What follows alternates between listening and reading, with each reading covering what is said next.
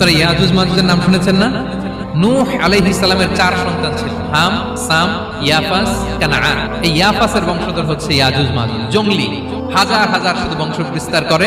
তারা এসে লোকালয়ে মানুষের উপর আক্রমণ করে, তাদের গবাদি পশু এগুলো ছিনিয়ে নেয়, ফলমূল খেয়ে ফেলে। তো জুলকারনাইন বাদশার কাছে যখন বিচার দেওয়া হলো, উনি বললেন ঠিক আছে, তোমাদের ট্যাক্স দেওয়া লাগবে না, তোমরা শারীরিক পরিশ্রম করে আমাকে সাহায্য করো। তো উনি বর্তমানে হচ্ছে এক পাশে কৃষ্ণ সাগর, ব্ল্যাক সি, আরেকদিকে কাস্পিয়ান হ্রদ বা কাস্পিয়ান সাগর, এর মাঝখানে 1200 কিলোমিটার লম্বা মাউন্টেন রেঞ্জ, পাহাড়ি এরিয়া। এইখানে দুই পাহাড়ের মাঝখানে ফাঁকা জায়গায় তিনি বড় বড় লোহার বাঁধ, এরপরে তামা, সীসা গালিয়ে বিশাল একটা ওয়াল তৈরি করলেন। এখন আর ইয়াজুজ মাজুজ আসতে পারে। ওরা প্রতিদিন এটা ভাঙার চেষ্টা করে, ভাঙতে ভাঙতে আরেকটু ভাঙলেই ভেঙে যাবে। ওরা বলে আগামীকাল ভেঙে ফেলবো, ইনশাআল্লাহ বলতে ভুলে যায়। কিয়ামতের আগ দিয়ে ওদের মধ্যে এই ইনশাআল্লাহর প্রেরণা আসবে। তাদের একজন বলে উঠবে, আগামীকাল ইনশাআল্লাহ আমরা এটা ভেঙে খান খান করে দেবো, ঠিকই ভেঙে ফেলবে।